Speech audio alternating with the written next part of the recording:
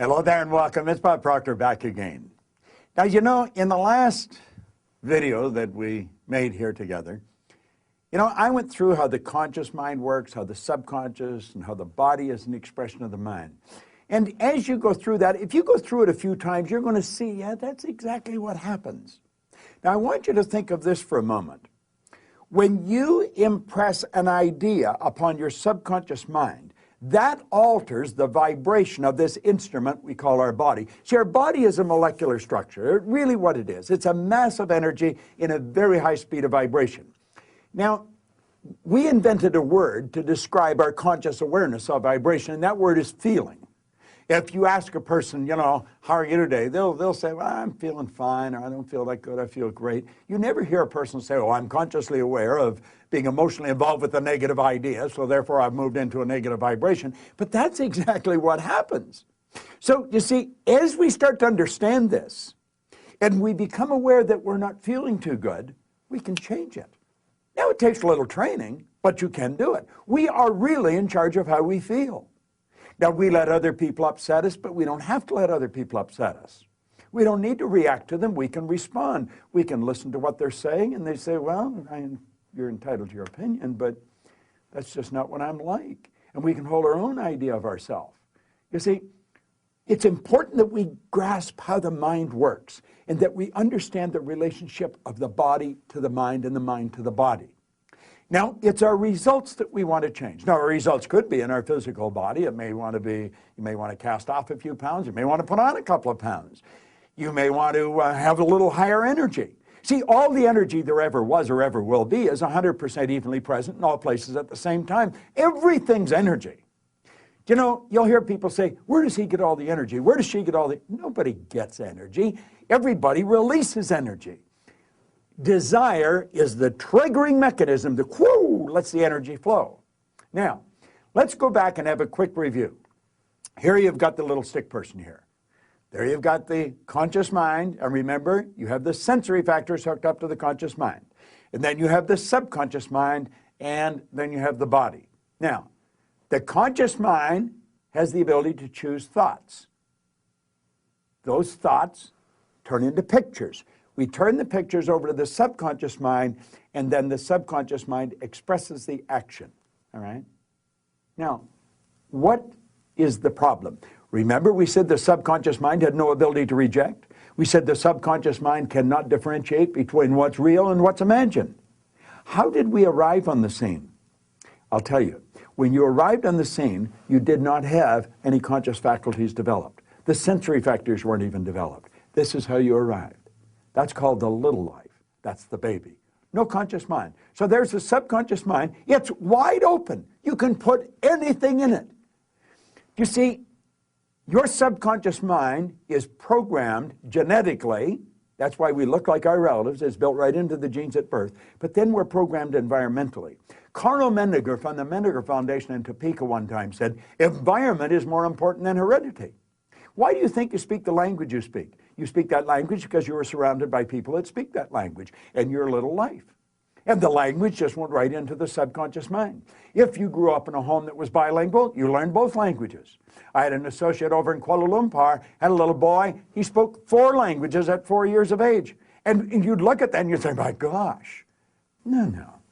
The baby was programmed. Why do you like the food you like? It's programming. That's right. Now, let's stop and think about the environment we were raised in. Here's the baby, and look at the ideas and the thoughts and the concepts that are going on around that baby are going right into that baby's subconscious mind. Now, through repetition, over and over and over again, and remember, the baby's getting it all day, all week, every week, all month, every month, all year, and this goes on for 4 or 5 years. And the baby reaches the age of 4 or 5 where they can start to think that baby's programmed. That baby is programmed to think like the people it had been surrounded by. If the people that surrounded that baby had gone right through school, the baby will probably grow up and go right through school. If the people that were surrounding that baby always lived in hard times, never had any money, always in debt, that's probably how that baby's going to grow up. Now, this is bizarre, but this is how it happens. It's how it happens for me. I was raised during a depression. We didn't have any money. There was always talk about no money. You should be satisfied with what you've got. Well, that's not true. You should never be satisfied with what you've got. You should be happy with what you've got. Dissatisfaction is actually a creative state. So here we have now a baby that has been programmed. Now, let's take and think for a moment. What happens when that baby starts to think for itself? Now think of this. The paradigm controls the vibration controls the action which produces the result. Now here we go. Here you got the baby with the paradigm, and the conscious faculties have developed. They have the ability to think. There's a power flowing into them. What are they going to think? They're going to think thoughts that are in harmony with that paradigm. That's right. We've been raised to believe you go to work to earn money. Do you know that working is the very worst way to earn money? That's right. You should go to work for satisfaction, not for money. You provide service for money. You can earn money while you're sleeping. In fact, we have programs where we teach people to actually earn more money while they're sleeping than they'll ever need to use while they're awake. You say, well, that's a pipe dream. No, no. That's a paradigm that causes you to think that's a pipe dream. There's people doing that that are nowhere near as bright as you. But here we are now. We've got the person. They've been programmed in their little life genetically and environmentally. That paradigm is nothing but a multitude of habits. A habit is an idea that's been programmed into the subconscious mind over and over and over again. Now, the paradigm is literally controlling the behavior. Consciously, you can think of one thing, but subconsciously, the other idea will be controlling you. See, we can sit down and we can read these self-help books, we can listen to the recordings, and we say, yeah, well, I can do that. That makes sense. That's logical. But then we can't do it. Why? Now think of this for a moment. I want you to imagine that you're going to accept an idea right now to turn your annual income to a monthly income. You say, well, I'd like that, but will you do it? Probably not. Your paradigm will stop you. See, your paradigm literally controls the results. Now, let's think of how the paradigm was formed. The paradigm was formed through repetition. The ideas being planted in your subconscious mind. Now, understand your paradigm dictates your logic. Your paradigm controls how you utilize your time. Your paradigm controls your perception of situations. Your paradigm controls your effectiveness. Your paradigm controls the amount of money you earn. If you want to change your life, you must change your paradigm. You see, to most people, it's illogical that they could take and turn their annual income to a monthly income. But if you follow our teachings, we'll show you exactly how to do that. We'll show you how to accomplish anything you want to accomplish, because what we're focused on is showing you how to change the paradigm. When the paradigm's changed, your life changes. It's a beautiful concept. It's an absolutely phenomenal concept. Now you know why you're getting the results you're getting. It has nothing to do with your intellect. Your intellect, you can figure out how to do things. But that doesn't mean you're going to do them. You'll hear people say, I believe that, but their behavior would indicate they've never even heard of it. Why? We believe something on a conscious level. On a subconscious level, the paradigm believes something else. There's a word called praxis. Praxis is the integration of belief with behavior.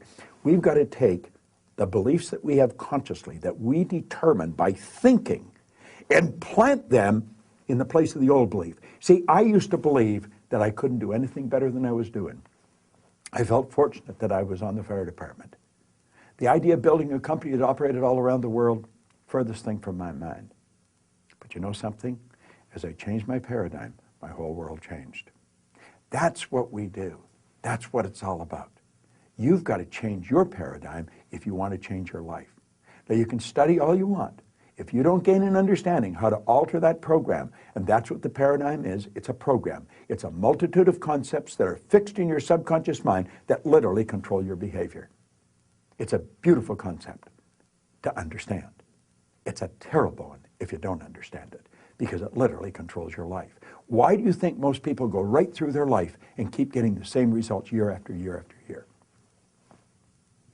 Well, it's just the way it is, and they don't know. We should be taught this in school, but we're not.